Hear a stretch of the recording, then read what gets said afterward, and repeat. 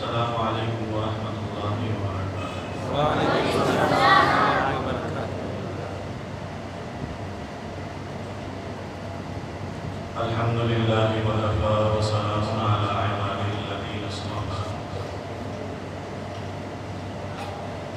اما بعد فاعوذ باللہ من الشیطان الرجیم، سبحانک لا علم لنا الا ما علمتنا انک انت العلیم الحکیم، استغفر اللہ ربی من کل ذنب واتوب الیہ،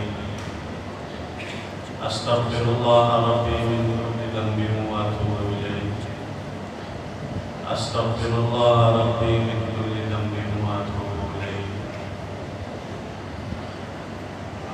اعوذ باللہ من الشیطان الرجیم، بسم اللہ الرحمن الرحیم۔ ما كان محمد أبا أحد من رجالكم ولكن رسول الله وخاتم النبيين وكان الله بكل شيء عليما۔ وقال النبي صلى الله عليه وسلم إنه سيكون في أمتي 30 كذابون كلهم يزعم أنه نبي وأنا خاتم النبيين لا نبي بعدي، أو كما قال عليه الصلاة والسلام۔ صدق الله مولانا العظيم وصدق رسوله النبي الكريم، ونحن على ذلك من الشاهدين والشاكرين، والحمد لله رب العالمين۔ يا رب صل وسلم دائما أبدا على حبيبك خير الخلق كلهم۔ واجب الاحترام حضرات علماء کرام، اہل محلہ کے مقتدر شخصیات، حلقہ لیاری ٹاؤن کے مسعود حضرت مولانا نعیم اللہ صاحب دام اللہ فیوزہم، اور محترم بھائی شعیب صاحب زیدہ مجلوہ، دیگر رفقاء کرام کے حکم پر آپ حضرات سے اللہ رب العزت نے شرف ملاقات بخشی ہے۔ اللہ رب العزت دین کے تمام شعبوں پہ کام کرنے والے تمام خدام، بالخصوص فتنوں کے خلاف ڈٹ کر مقابلے کرنے والے تمام خادمین کی تمام تر محنتوں کو اپنی بارگاہ میں قبول فرمائیں، اور آپ تمام حضرات کو بذریعہ آواز بلند آمین کہنے کی بھی توفیق عطا فرمائیں۔ چونکہ حالات جو بھی ہوں، مہنگائی جتنی بھی ہو، اشیاء کی قلت جو بھی ہو، حکومت جیسی بھی ہو، لیکن اب تک اطلاعات کے مطابق مسجد میں بیٹھ کر آمین کہنے کا ٹیکس نہیں بنا۔ تو اس لیے میں ہمیشہ یہ بات کہتا ہوں کہ جب بھی دعائیہ کلمات ہو یا کوئی اللہ رب العزت کے یہاں شکر کرنے کی بات ہو، تو ہم بآواز بلند اس کا شکرانہ ادا کیا کریں۔ اللہ رب العزت ہمارے ان بزرگوں کا، ان علماء کرام کا سایہ قادر ہمارے سروں پر قائم کرے، اور اسی طریقے سے جو حضرات ادیان باطلہ کی سرکوبی میں لگے ہوئے ہیں، اللہ رب العزت ان سب کو اجر عظیم عطا فرمائے۔ آپ تمام دوستوں کا یہاں مل بیٹھنا بالخصوص ہمارے نوجوان ساتھیوں کا یہاں آنا، ایک فکر لے کر جمع ہونے کو اللہ رب العزت سب کے لیے ذریعہ ہدایت اور نجات بنائے۔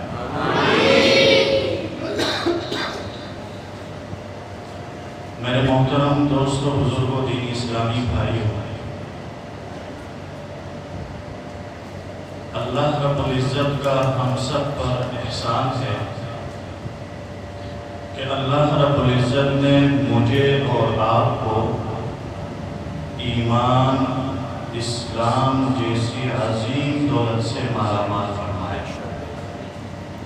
اور اس کے بعد اللہ رب العزت نے اپنے طرف سے کیے گئے فرائض اعمال میں سے ایک عمل کو باجماع ادا کرنے کی توفیق عطا فرمائی، اور پھر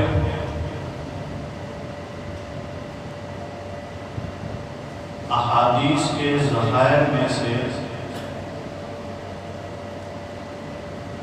ایک روایت جو ہمیں سننے کو ملتی ہے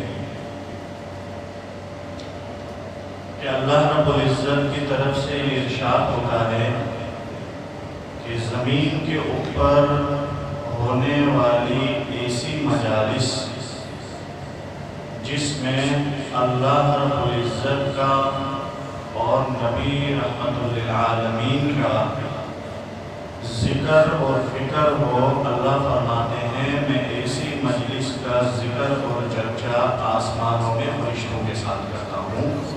اللہ رب العزت نے ایسی نعمتیں ہمیں دی ہیں، ہم سب اس کا شکر ادا کرتے ہیں، اور اس شکر کے ادا کے لیے ہم ادا کرتے ہیں الحمدللہ۔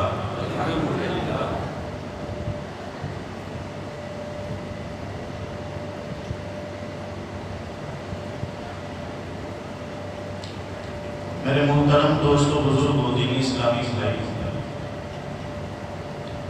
اس دنیا میں اللہ رب العزت نے کم و بیش 1,24,000 انبیاء علیہ السلام کو بھیجا، جس میں سب سے پہلے نبی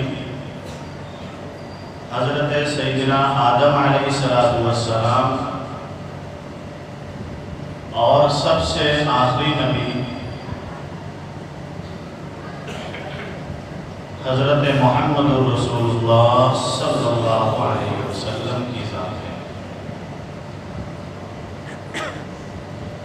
ہر سمجھدار انسان، عقل مند انسان اس بات کو سمجھتا ہے کہ جب میں اور آپ یہ اقرار کریں کہ سب سے پہلے نبی حضرت آدم ہیں، تو اس کا مطلب یہ ہوا کہ ان سے پہلے اور کوئی نبی نہیں تھے۔ اور جب ہم اس بات کا اقرار کرتے ہوئے اظہار کرتے ہیں، یا اظہار کرتے ہوئے اقرار کرتے ہیں کہ سب سے آخری نبی حضرت محمد رسول اللہ، آواز بلند و شریف پڑھو، صلی اللہ علیہ وسلم، صلی اللہ علیہ وسلم۔ جب میں اور آپ اس بات کا اظہار اور اقرار کرتے ہیں کہ سب سے آخری نبی حضرت محمد رسول اللہ صلی اللہ علیہ وسلم ہے، تو ہر سمجھدار عقل مند انسان اس بات کو سمجھ لیتا ہے گویا کہ حضور کے بعد کوئی نبی نہیں ہے۔ اب حضور کے بعد جو نبوت کا دعویٰ کرتا ہے تو وہ دعویٰ جھوٹا ہے، اور یہ یاد رکھیں کہ جس نے نبوت کا جھوٹا دعویٰ کیا ہو، جو جھوٹ کا سہارا لے رہا ہو، وہ کبھی نبی نہیں ہو سکتا۔ ہم سب مسلمانوں کا یہ عقیدہ ہے، اہل سنت والجماعت کا اس بات پر اجتماعیت ہے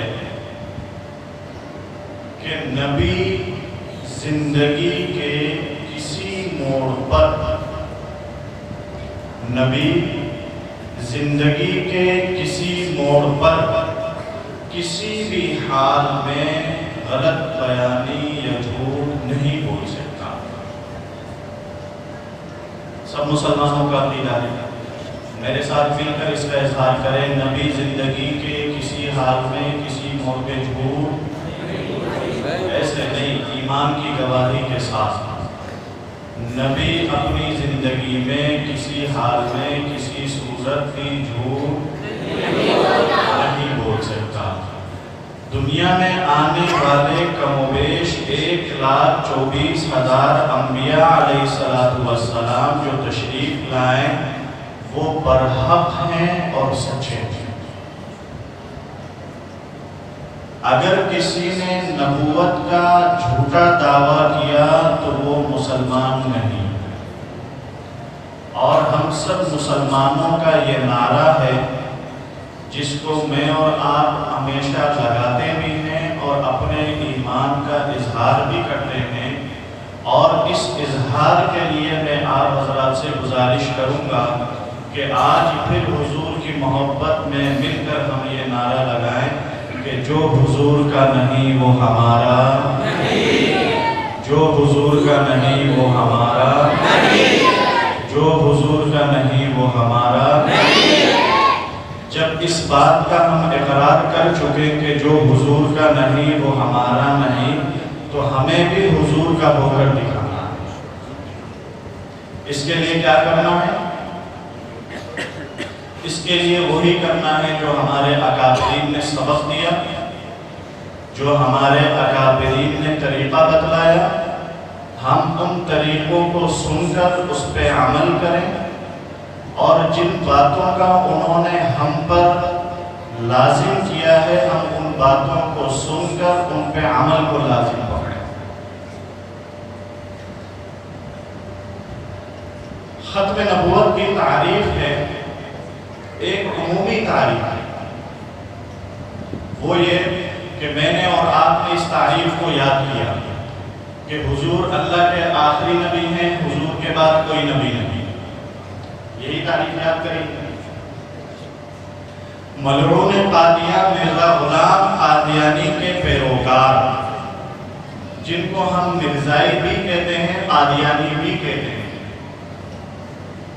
وہ اس تعریف کے اندر شکوک و شبہات پیدا کرتے ہیں۔ جب کوئی سادہ مسلمان ان کے سامنے بیٹھ جائے، چھوٹے ایسا نہیں کرو بھائی، ادھر ہو جاؤ، آپ لوگ ادھر دیکھو، ایسا نہیں کرو، دیکھو پورا ماحول خراب ہو جاتا ہے، ٹھیک ہے؟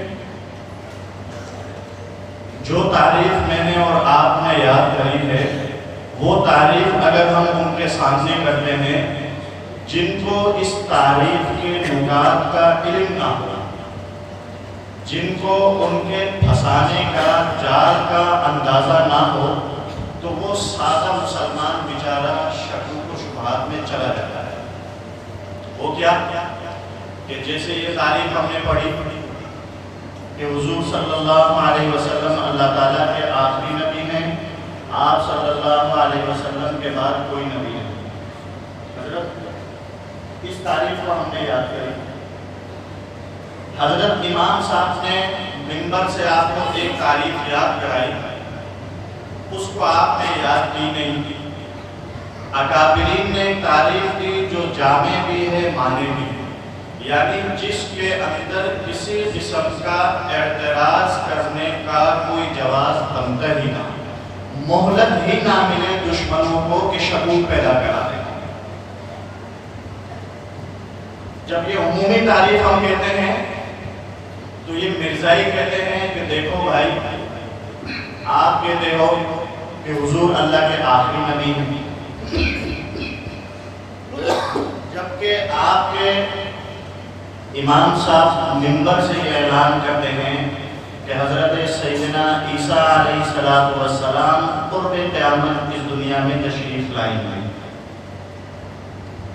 اب ایک جنرل سی بات ہے تو ہمارا سادہ مسلمان کہتا ہے کہ ہاں ٹھیک ہے۔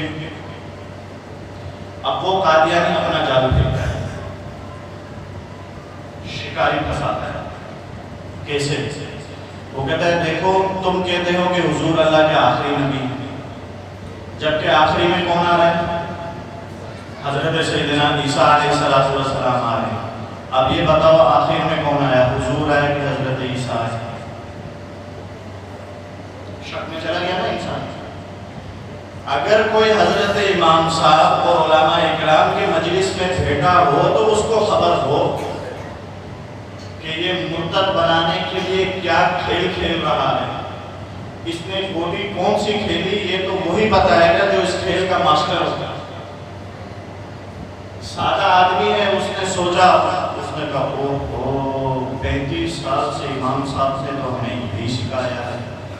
ہم آتے ہیں جمعے کی نماز میں اس وقت جب ہمیں یہ امید ہو 1:30 بجے نماز ہے اور یہ 1:26 ہو گئے ہیں, 2 منٹ کے بعد امام صاحب نے کہنا ہے وآخر دعوانا الحمدللہ رب العالمین, چلو گئے مسجد میں, چلو جمعے کی نماز پڑھیں. پھر بھی قصوروار ہم اپنے آپ کو نہیں ٹھہراتے.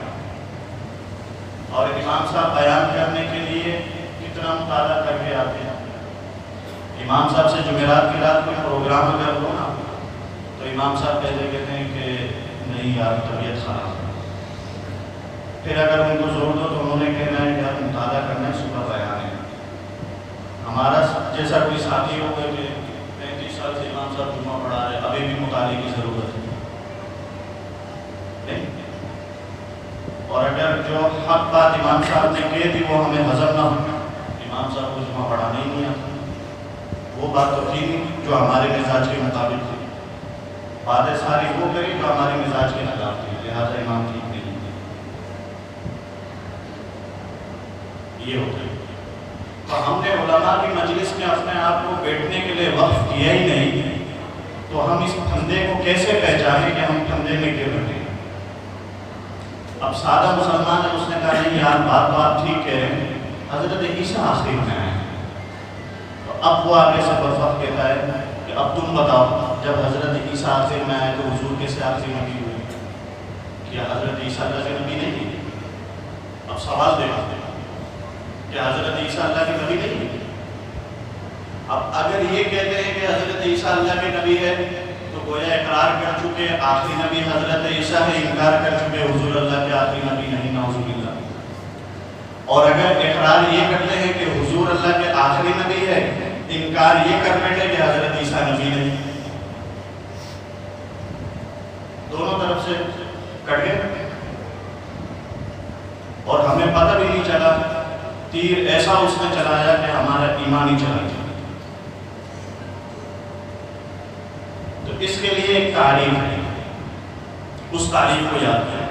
آج کی مجلس میں صرف یہ ہے کہ عقیدہ ختم نبوت کی جامع اور معنی تعریف کو یاد کریں.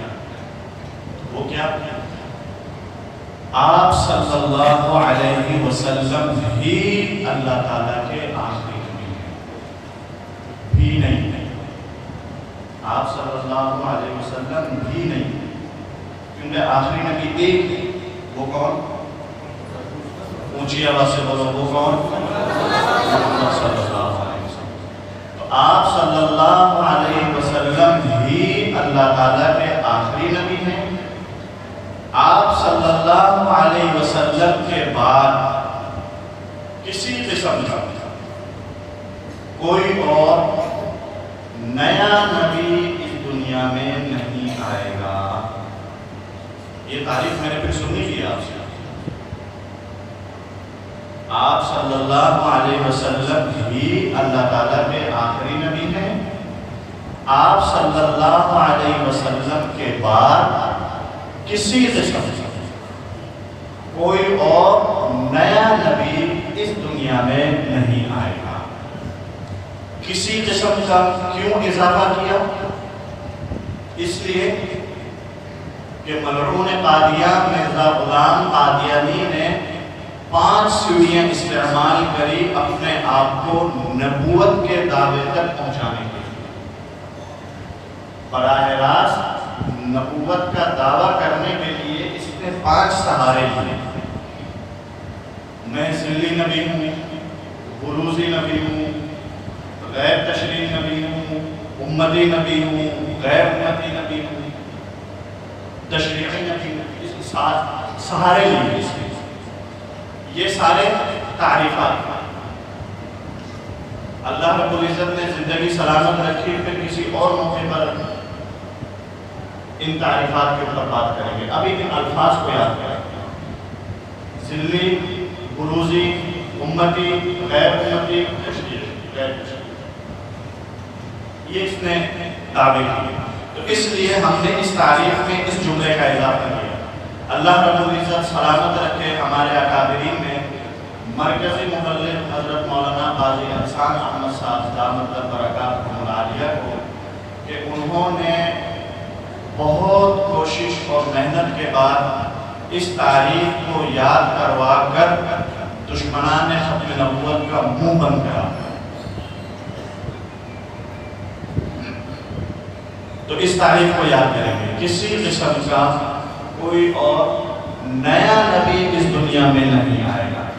نیا نبی اس لیے کہ قرب قیامت حضرت عیسیٰ علیہ السلام تشریف لائیں گے. اب یہ بتلائیں کہ وہ نئے نبی ہیں یا پرانے نبی ہیں؟ اونچی آواز سے. پرانے نبی ہیں. اپنے نبوت کی مدت کو مکمل کر چکے. اپنی نبوت کا دائرہ کو مکمل کر چکے، مدت مکمل کر چکے. اب وہ اس امت میں تشریف لائیں گے، امت محمدیہ کی رہبری کریں گے. ٹھیک ہے. ہم سب مسلمانوں کا یہ عقیدہ ہے کہ اللہ وحدہ لا شریک ہیں. ختم نبوت کے معاملے کے اندر سرور کونین حضرت محمد رسول اللہ صلی اللہ علیہ وسلم آخری اور اکیلے ہیں. قرب قیامت حضرت سیدنا عیسیٰ علیہ السلام اللہ کے حکم سے اس دنیا میں دوبارہ تشریف لائیں گے. جس طریقے سے عقیدہ ختم نبوت کے اوپر انسان اپنا مکمل ایمان نہیں کر سکتا جب تک عقیدہ ختم نبوت پر ایمان نہ ہو، بالکل بعین ہی اس وقت تک انسان مسلمان نہیں ہو سکتا جب تک اس کا یہ عقیدہ بھی نہ ہو کہ حضرت سیدنا عیسیٰ علیہ السلام آسمانوں میں زندہ موجود ہیں اور وہ قرب قیامت اس دنیا میں تشریف لائیں گے. ہمارے علماء کرام بیٹھے ہیں. یہ تصدیق کے ساتھ اس بات کا اظہار کرتا ہوں، انسان مسلمان نہیں ہو سکتا جب تک اس عقیدے کے اوپر اپنے آپ کو بنیادی طور پہ پکا اور مضبوط نہ رکھے. میرے محترم دوستوں، بزرگوں، دینی اسلامی بھائیوں، اللہ کے محبوب نبی نے خود ہی ارشاد فرمایا. دیکھو، پہلے ہم اس بات کا اقرار کر چکے ہیں کیا کہ نبی اپنی زندگی کے کسی بھی موڑ پر کسی حال میں جھوٹ نہیں بول سکتا. تو حضور نے جتنے ارشادات اور فرمودات بیان کیے ہیں وہ سب برحق اور سچ ہے، اور اس کو ہم تسلیم بھی کرتے ہیں.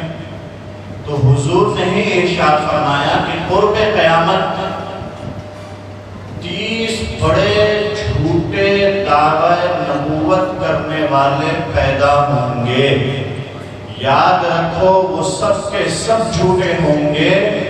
میں آخری نبی ہوں، میں اللہ کی طرف سے آخری نبی بنا کر اس دنیا میں بھیجا گیا ہوں.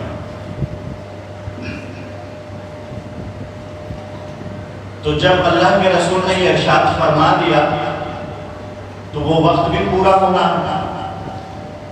ہمارے اکابرین ملت فرماتے ہیں مرزا غلام قادیانی اس امت کا 24واں یا 26واں فتنہ ہے. اللہ رب العزت ہم سمیت ہمارے دیگر تمام نوجوان نسلوں کی ان جیسے تمام گمراہ فتنوں سے حفاظت فرمائے. ہمارے علماء کرام فارغ نہیں کہ کسی فتنے کے پیچھے لگ جائیں. اس فتنے کے دیکھو، ہر دور میں 3 دور ہوتے ہیں: اس کا عروج، اس کا زوال، اس کا دفن. ایک وقت تھا سن 74 سے پہلے کہ قادیانیوں کا عروج تھا. الحمدللہ میرے اور آپ کے اکابرین نے ملت اسلامیہ کے عظیم الشان ہیرو نے، اکابرین نے محنت کر کے قربانیاں دے کر اپنے خون سے اس زمین کو رنگین کرنے کے بعد 74 کا قانون بنایا اور پھر ان قادیانی کو زوال شروع ہوا۔ یاد رکھیے کہ یہ 74 کا قانون کہ مرزا غلام قادیانی کے ماننے والے دائرہ اسلام سے خارج ہیں، یہ قانون بن کر مجھے اور آپ کو امانتاً ملا ہے، اور اس امانت کی حفاظت ہم سب نے مل کر کرنی ہے، ورنہ کل قیامت کے دن مجھ سمیت آپ سب سے اس قیامت والے دن پوچھ ہوگی کہ اس امانت کو ضائع کیوں کیا۔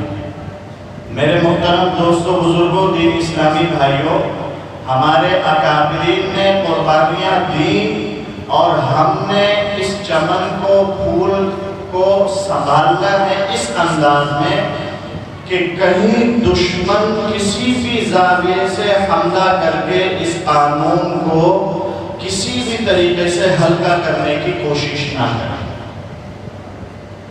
اور اس کے لیے مجھے اور آپ کو بیدار کیسے رہیں گے؟ اس وقت بیدار رہیں گے جب مجھے اور آپ کو اس کے بارے میں کوئی علم ہوگا۔ جب اس کے بارے میں مجھے اور آپ کو کوئی علم ہی نہ ہو تو میں نے اور آپ نے بیداری کر کے کیا کرنا؟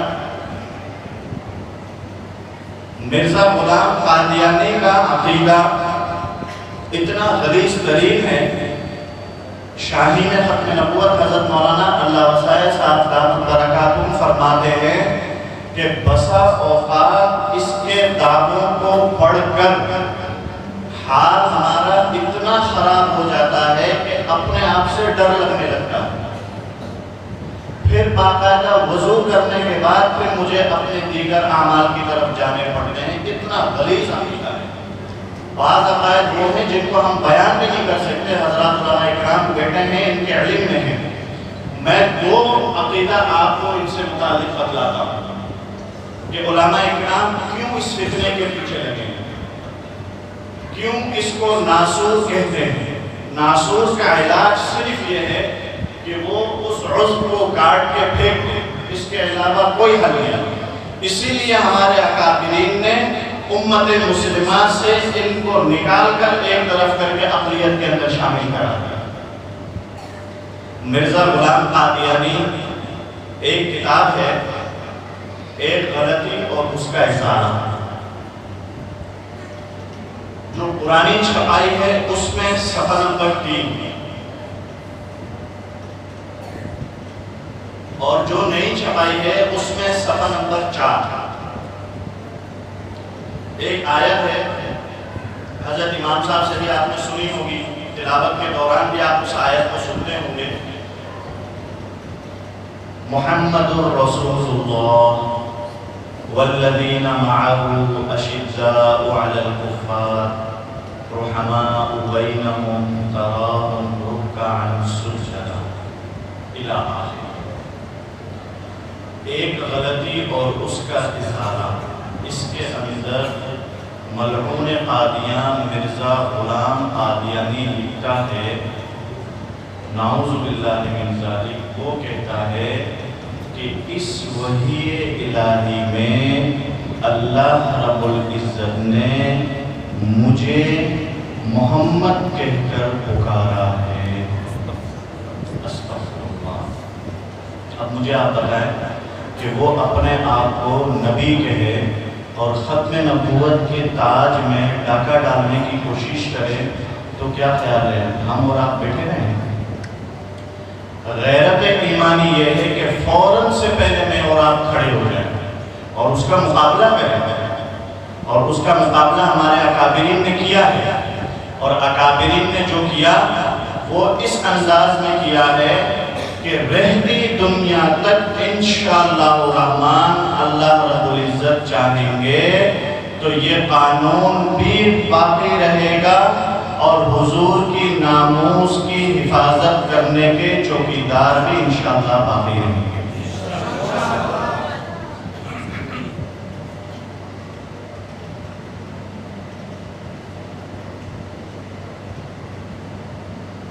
میرے محترم دوستوں اور بزرگوں،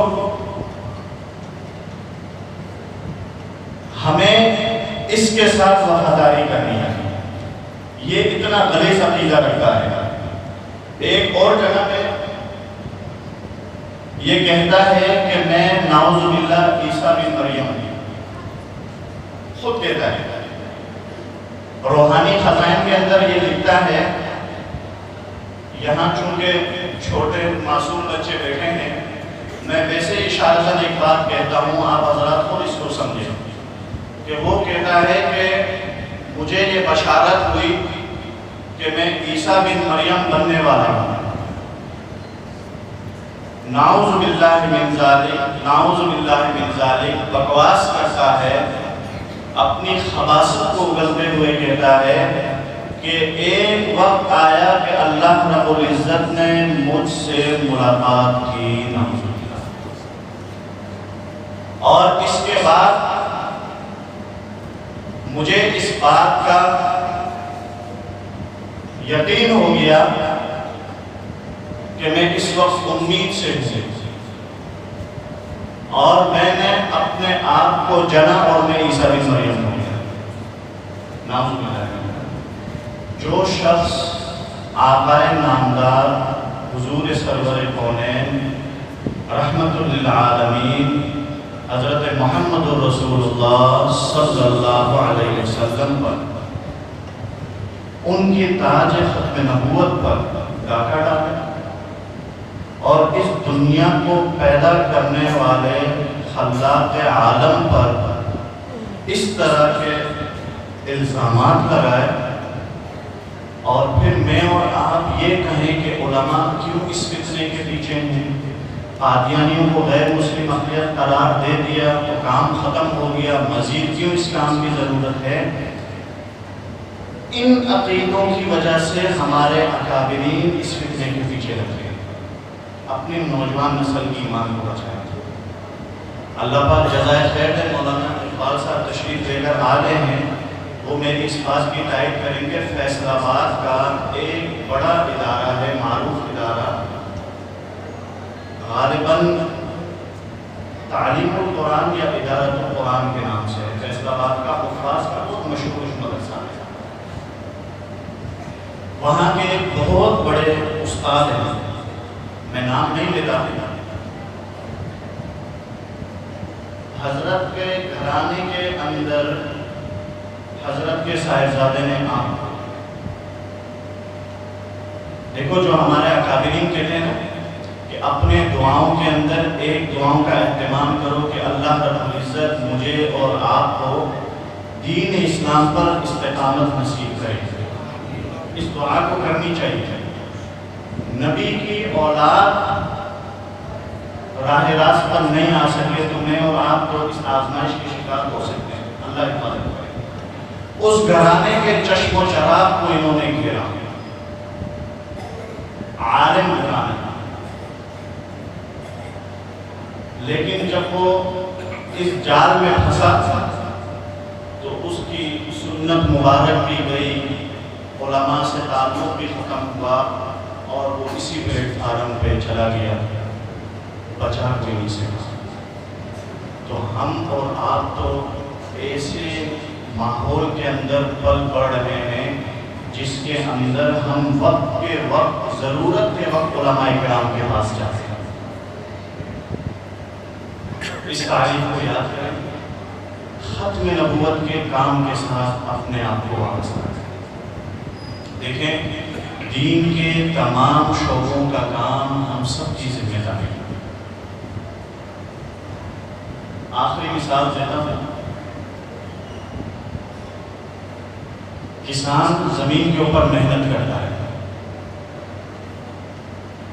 بیج لگاتا ہے، بیج لگانے کے بعد جب درخت نکلتا ہے، پودا نکلتا ہے، پودا کچھ بڑا ہوتا ہے، اس کی شاخیں بنتی ہے، وہ درخت بنتا ہے۔ جب درخت بن جائے، شاخیں نکل آئیں، پھول سے پہلے اس پہ کلیاں لگ جائیں، جب پھول آ جائے کسان خوش ہوتا ہے کہ میری محنت، بیج لگایا، پودا بنا، درخت ہوا، شاخیں نکلی، کلیاں بنی، پھول نکل آئے۔ 80% کسان مطمئن ہے اس بات کا کہ میرے درخت میں پھل لگے گا۔ جو زمین کھیتی باڑی سے واقف ہیں وہ اس بات کو، اس مثال کو سمجھ سکتے ہیں کہ اب بھی 20% وہ شش و پنج میں ہیں کہ یار پورے درخت میں لگے گا یا چند ایک آدھ پھولوں میں یہ پھل لگے گا۔ لیکن جب تمام کلیوں پر پھل لگ جاتا ہے تو وہ خوشباش کہ میرے سال بھر کی محنت وصول ہو گئی، کہ مجھے میرا پھل مل گیا، کہ پورے درخت میں پھل لگ گیا۔ درخت کی حفاظت کی تو پھل تک بندہ پہنچا۔ کسان نے محنت درخت پر کی، جڑوں پر کی، تو آج وہ درخت اس قابل ہوا کہ وہ پھل دینے لگا۔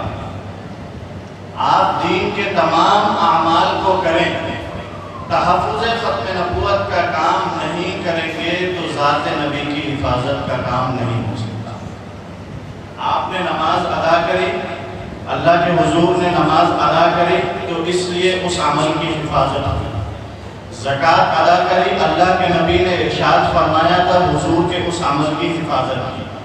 دین کے دیگر جتنے کام ہیں ان تمام کاموں کی حفاظت جو آپ کر رہے ہیں وہ حضور کے تمام اعمال کی حفاظت ہے۔ لیکن جب آپ تحفظ ختم نبوت کے کام کے ساتھ وابستہ ہوں گے تو یاد رکھیں آپ بذات خود حضور کی ذات کی حفاظت کا کام کر رہے ہیں۔ جب آپ حضور کی ذات کی حفاظت کا کام کریں گے تو لازمی ہے کہ جب آپ درخت کی حفاظت کا کام کریں گے تو شاخوں کی حفاظت کا کام بھی آپ کے ذمہ ہے اور پھل پھول کی حفاظت کا کام بھی آپ کے ذمہ ہے۔ میں دین کے کسی بھی شعبے کی مخالفت نہیں کر رہا، اہمیت بتلا رہا ہوں کہ تمام کام ہم نے کرنے ہیں۔ درخت مضبوط ہوگا تو شاخیں بنیں گی، حضور کی ذات کی حفاظت ہوگی تو عظمت صحابہ کا کام ہوگا، عظمت صحابہ کی حفاظت ہوگی تو اعمال کی حفاظت ہوگی۔ تو مجھے اور آپ کو تحفظ ختم نبوت کا کام بھی کرنے کی ضرورت ہے۔ ایک استاد اسکول کے اندر سبق پڑھاتا ہے اور وہ یہ کہتا ہے کہ کل اعلان ہوگا، اس اعلان کو سننا۔ دوسرے دن وہ یہ اعلان کرتا ہے کہ بچوں آپ کے کلاس کا امتحان ہوگا اور امتحان آپ کی کتابوں کا ہوگا۔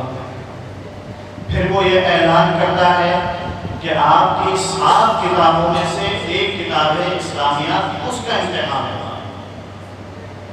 پھر وہ استاد اعلان کرتا ہے کہ اسلامیات کے اندر جو آپ نے 10 اسباب پڑھے ہیں ان 10 اسباب میں سے 5 اسباب کا امتحان ہوگا۔ اب مجھے یہ بتلائیں آپ لوگ کہ تمام کتابوں کی تیاری آسان یا اس ایک کتاب کے اندر صرف 10 اسباب میں سے 5 اسباب کی تیاری آسان ہے؟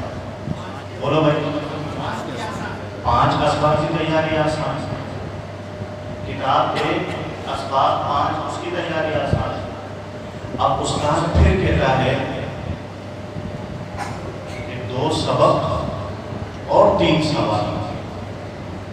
اب بتاؤ یہ استاد پاس کرانا چاہتا ہے فیل کرانا چاہتا ہے؟ بابا سے بلند سارے ساتھی کو پاس کرانا چاہتا ہے۔ امتحان کی تاریخ آ گئی، امتحان دے دیا۔ امتحان دینے کے بعد حضرت مولانا اقبال صاحب نے پرچے چیک کیے۔ پرچے چیک کرنے کے بعد مولانا نعیم اللہ صاحب کو بلا کر کہنے لگے کہ یار ہم نے تو چاہا تھا کہ ہمارے تمام طلبہ پاس ہو جائیں، لیکن ابھی بھی یہ 3 طالب علم فیل ہیں راسب میں۔ اب بتاؤ اس میں کمزوری، اس کے اندر کمزوری اور غلطی استاد کی ہے کہ طالب علم کی؟ طالب علم کی۔ ہر سمجھدار انسان اس کی تعبیر یہی کرے گا استاد کو پاس کرانے کے چکر میں تھا، طالب علم نے محنت نہیں کی کہ 2 سبق میں سے 3 سوال کی تیاری کرنی تھی اور اس نے اس کی تیاری نہیں کی۔ تو تو وہ طالب علم ناکارہ ناکام۔ دیکھو اللہ رب العزت نے اس دنیا میں 1,24,000 انبیاء بھیجے، اور مجھے اور آپ کو یہ بتلا دیا کہ ان 1,24,000 انبیاء علیہم السلام میں سے ایک نبی جو میرا محبوب ہے اور میرے ساتھ جس کا پیار اور لاڈلا سب سے اعلیٰ اور سب سے افضل ہے، اس نبی کی پیروی کر لو تمہیں جنت مل جائے گی۔ اب اگر ہم اور آپ ایک نبی کی پیروی نہ کر سکے، اس 60 اور 70 سالہ زندگی کے اندر حضور کے بتلائے ہوئے طریقوں کو نہ اپنا سکے، حضور کی سنتوں پہ عمل نہ کر سکے، علماء اکرام نے روزانہ منبر سے جو احکامات اللہ کے اور اللہ کے رسول کے ہمیں سنائے، اس پہ اگر میں نے اور آپ نے عمل نہیں کیا تو یہ خسرت دنیا والآخرہ میرے اور آپ کے لیے ہے۔ نہ علماء اکرام اس کے مجرم ہیں، نہ انبیاء علیہ السلام کی طرف سے کوئی کمی ہے۔ اس دور کے اندر اتنے پرفتن دور کے اندر، اتنی آسائش اور آرائش والے دور کے اندر، میرا وجدان یہ کہتا ہے کہ شاید دنیا کا کوئی کونا ایسا ہوگا جہاں ہمارے علماء اکرام پیغام لے کر دین کا اور اسلام کا نام پہنچے۔ کسی نہ کسی ذریعے دنیا کے ہر کونے میں اسلام کا اور دین کا پیغام پہنچا۔ اگر اس کو تسلیم نہیں کیا تو یہ کمزوری میری اور آپ کی۔ تو کیا خیال ہے؟ میں امید رکھوں آپ سے کہ آپ تمام حاضرین مجلس ان علماء اکرام کی سرپرستی میں، بالخصوص میری اور آپ کی جماعت عالمی مجلس تحفظ ختم نبوت اور اس کی طرف سے یہاں پہ مقرر کیے گئے مسئول مولانا نعیم اللہ صاحب اور حلقے کے نگران مولانا اقبال صاحب کے معاونت پر ان کی سرپرستی میں رہتے ہوئے آپ حضرات عقیدہ تحفظ ختم نبوت کا کام کریں گے انشاءاللہ، اور دشمنوں کو یہ پیغام دینا ہے کہ یہ ان کی بھول ہے کہ وہ ختم نبوت کا قانون ختم کرنے کی کوشش کر رہے ہیں۔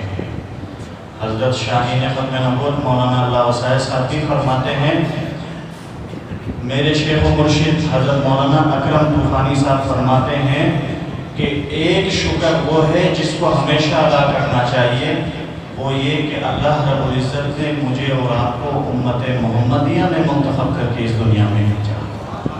سب سے بڑا عظیم اللہ کا احسان ہے۔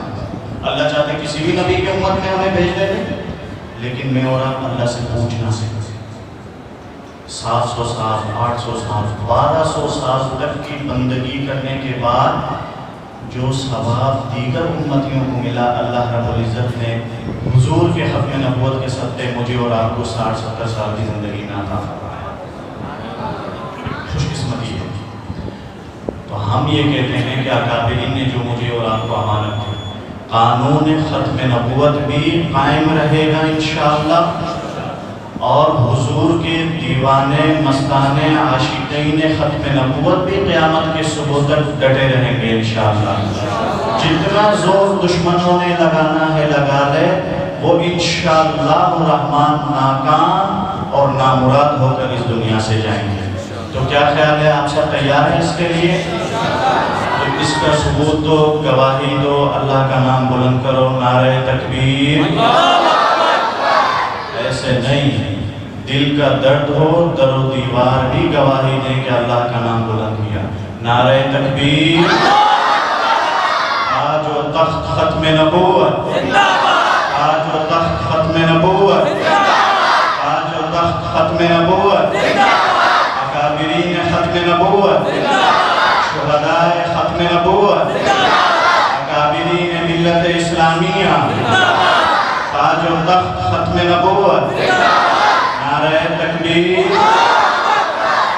زندگی باقی، ملاقات باقی، ان ٹوٹی پھوٹی گفتگو میں اپنی ان باتوں کا اختتام کرتا ہوں۔ اللہ رب العزت آپ سب کا یہاں بیٹھنا اٹھنا جینا چلنا پھرنا اپنی بارگاہ میں قبول کرے۔ اللہ رب العزت ہم سب کا حامی و ناصر ہو۔ السلام علیکم ورحمۃ اللہ وبرکاتہ۔